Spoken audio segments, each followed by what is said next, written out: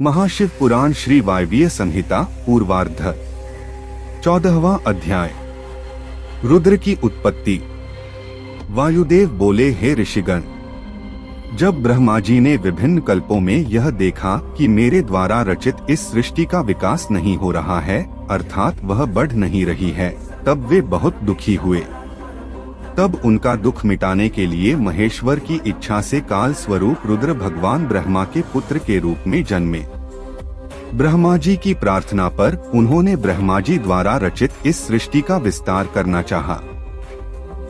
ऐसा सोचकर रुद्रदेव ने अपने जटाधारी स्वरूप जैसे अनेक रुद्र प्रकट कर दिए। वे संख्या में अधिक होने के कारण पूरे विश्व पर छा गए। वे सभी रूप में बहुत भयानक थे।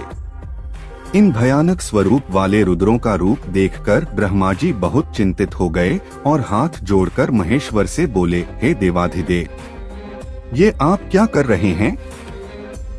हमें भयानक सृष्टि की रचना नहीं करनी है।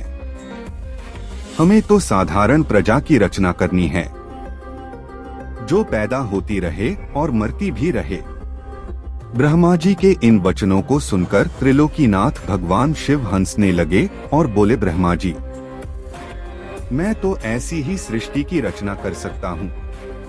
यदि तुम्हें यह नापसंद है तो तुम स्वयं अपनी इच्छा के अनुसार प्रजा की रचना करो।